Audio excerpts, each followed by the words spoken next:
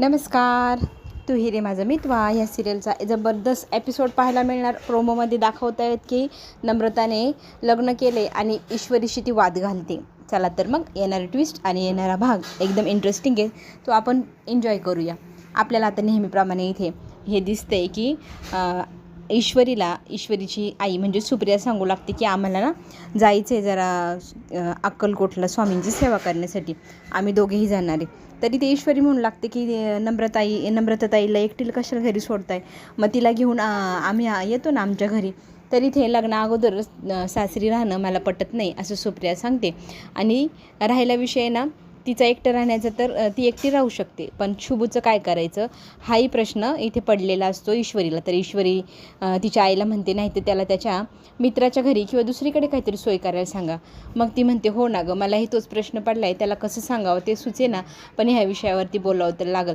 आपण उद्या काय होतं आहे मग मी फोन करून तुला कळवते. तर आपल्याला इकडे पाहायला मिळते हा एकतर्फी प्रेमात वेडा झालेला शुभू आपल्याला दिसणार आहे. आणि तो नम्रताच्या फोटोकडे पाहत म्हणत असतो, आता आपल्या दोघांना कधीच कोणी वेगळं करू शकणार नाही. काका आणि काकू दोघेही घरी राहणार नाही, आपणच दोघे राहणार. त्यावेळेला आपल्या दोघांचा लहानपणीचा भातुकलीच्या खेळातला कसा संसार असायचा तसा आपला आता असणार आहे. शुभंकर सगळं काही बोलत असतानाच पाठीमागनं कोणी त्याला पाहिलं का काय असं त्याला वाटतं. तो मागे वळून पाहतो तर कोणी नसतं. आता आपल्याला इकडे पाहायला मिळेल की नेहमीप्रमाणे आपली ईश्वरी काही ना काही उचापत करतच असते. तशी तिने शोधाशोध सुरू केलेली असते. आर्नव तिच्यावर चिडत असतो. इथे मध्ये मध्ये काय करते, तर ती म्हणते मध्ये मध्ये कुठे, मी तरी इथे माझं काम करते. मग तो तिला म्हणू लागतो की काम म्हणजे काय करते तू, मध्ये मध्येच तर करते. तर ती म्हणते हे बघा तुम्ही ना मला नेहमीच काही ना काय बोलत असतात, चिडवत असतात, मला ना मध्ये मध्ये तुम्ही बोलू नका. आणि राहिला विषय माझा ना, तर मला माझे केस विंचरायची म्हणून मी इथे आरशासमोर उभी, मला माझ्या एका हाताने केस विंचरता येत नाही. तर आर्नव तिला म्हणू लागतो ठीक आहे, मी तुला छान प्रकारे केस विंचरून देतो, अजिबात काळजी करायचं नाही असं म्हणत तो तिला केस विंचरून देण्याच्या नावाखाली आणखी जास्त चिडवू लागतो. मग ती त्याच्यावरती जोरजोरात चिडून बोलू लागते, हे बघा मला तुमच्याकडनं काही करून घ्यायचं नाही, तुम्ही जे करताय ते आणखी उलटच करताय. मग त्या दोघांमध्ये नेहमीप्रमाणे त्यांची नोकझोक चालू असते. आपल्याला इकडे हेही पाहायला मिळेल की शुभंकर हा नम्रताच्या खोलीच्या बाहेर उभा असतो. दारातनं तिच्या खोलीत काय चाललं आहे ते डोकून पाहत असतो. ती फोनवरती आकाशसोबत बोलत असते. आकाश आणि तिचं बोलणं तो ऐकतो. आणि इथे त्या शुभंकरच्या पाठीमागनं सुप्रिया आलेली असते. सुप्रिया त्याला हाक मारते आणि म्हणू लागते की तू इथे काय करतोय. मग शुभंकर खोटं बोलतो, मला नम्रतासोबत काम होतं आणि मी तिला भेटायला आलो, पण ती फोनवर बोलते बिझी आहे, तर नंतर मी तिच्याशी बोलतो असं म्हणत तिथून तो पळ काढू लागतो. सुप्रियाला मात्र आता डाऊट यायला लागला आहे याच्या विचित्र वागण्यावरती. रात्री झोपायच्या वेळेला आर्नव झोपलेला पाहिल्यानंतर ईश्वरी विचार करू लागते की खरंच सर किती दयाळू आणि चांगले माणूस आहे. त्यांनी माझ्यासाठी किती छान प्रयत्न केले, मदत केली. त्यांच्या मदतीशिवाय हे सिद्धच झालं नसतं की माझी आई निर्दोष आहे. आणि एक हिशोबी हे पण बरं झालं की त्यांचे बाबा निर्दोष आहे हे त्यांच्यासमोर आता क्लिअर झालेलं आहे. दुसऱ्या दिवशी सकाळी निघण्या अगोदर सुप्रियाला आता विचार पडलेला असतो की शुभंकरला कुठल्या भाषेत आणि कसं सांगू की तू आता तुझी दुसरीकडे सोय कर, त्याला कसं वाटेल, पण सांगावं तर लागणारच. नम्रतासोबत त्याला इथे एकट्याला सोडू नाही शकणार. तो बसलेला असताना सुप्रिया त्याच्याजवळ जाते आणि त्याला म्हणू लागते मला तुमच्याशी थोडंसं बोलायचं आहे. मग तो म्हणतो काय बोलायचं आहे काकू, बोल ना. मग ती सांगू लागते की आम्हाला ना उद्या आज जरा बाहेर जायचं आहे, 1 महिन्यासाठी आम्ही दोघंही बाहेर चाललो आहे. तर नम्रता घरात एकटीच असणार, तर तू तुझी सोय दुसरीकडे लावशील का, कारण चांगलं वाटत नाही. कोणी जर काही नावं ठेवली तर तुम्ही दोघं एकटे राहिले तर हे योग्य नाही ना, म्हणूनच तुला मी दुसरीकडे जायला सांगते हक्काने.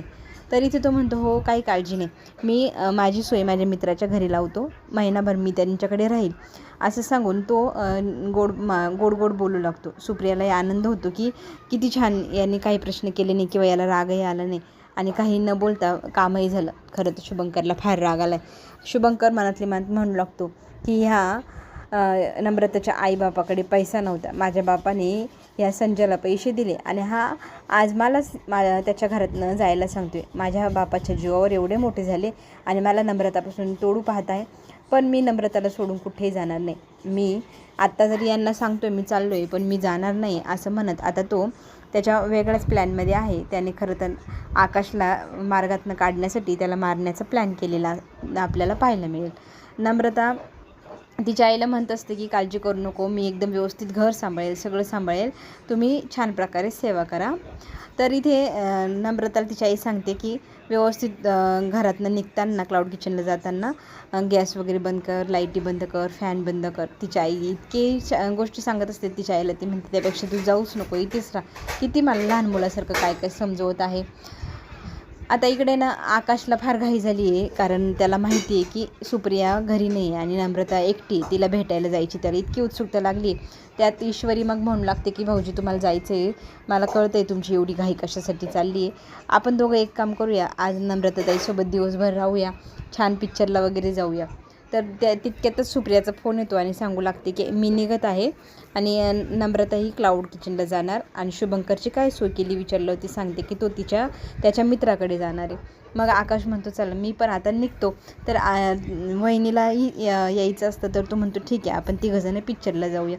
त्यांच्या दोघांमधलं हे बोलणं आता अर्णव ऐकतो आणि इकडे ईश्वरीला म्हणू लागतो की कबाब मी हड्डी, तू कशाला चालली त्यांच्यासोबत, त्या दोघांना त्यांचा वेळ छान प्रकारे घालू दे ना. तर ईश्वरी म्हणते आमच्या तिघांचं चाललं आहे, तुमचं काय, तुम्ही नाही आम्हाला काही सांगायचं शिकवायचं. तर नेहमीप्रमाणे इथे दोघंजणं वाद घालताना आपल्याला पाहायला मिळेल आणि ईश्वरी आपल्या अर्णवला चिडवत असते. ते चिडवणंही आपल्याला इथे पाहायला मिळणार.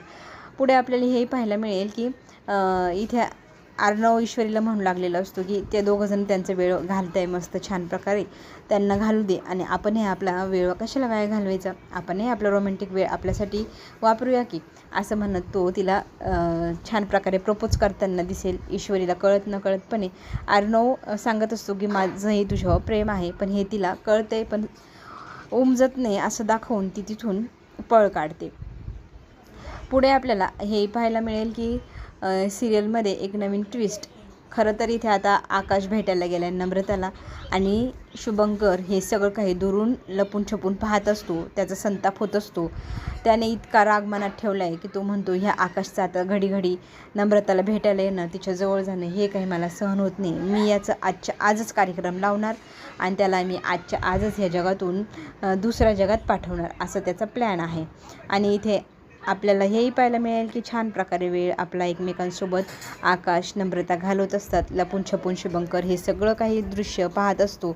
आता तो चाकू घेऊन ह्या दोघांच्या मागे लागणार. हे दोघंजणं घरामध्ये एकटेच असताना इथे शुभंकरने त्याचा चेहरा झाकून ठेवला आहे, हातात चाकू आहे तेही पाहायला मिळेल. आणि घरामध्ये तो एंट्री करताना दरवाजा वाजवल्यावर नम्रताने खोलल्यावर एंट्री करतो ते दिसणार. त्या शुभंकरला पाहिल्यानंतर हा कुठला व्यक्ती आणि आकाश मात्र त्या व्यक्तीला ओळखतो. हाच व्यक्ती ज्याने 2-3 वेळा त्याच्यावरती हल्ला केला होता, पण हा व्यक्ती कोण हे त्याला माहीत नाही.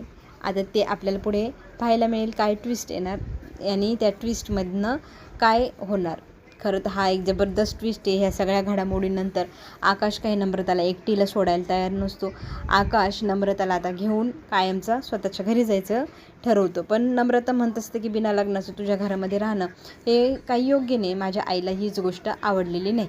तर ह्या गोष्टीवरती आता नम्रता इतकी रुसते, रागवते आणि त्याच्यानंतर जो ट्विस्ट येणार तो प्रोमोमध्ये आपल्याला पाहायला मिळणार आहे. इथे आपली ईश्वरी घरच्या सगळ्यांसाठी छान टिफिन बनवत असते, डब्बा अर्णवसाठी बनवत असते, स्वयंपाक बनवत असते, पण तिला एका हाताने काही डब्बा खोलणं वगैरे जमत नसतं. आपला अर्णव मग त्या सगळ्या गोष्टीमध्ये ईश्वरीला मदत करताना छान मूडमध्ये रोमॅन्टिक अशा पद्धतीने दोघंजणं किचनमध्ये काम करताना पाहायला मिळणार.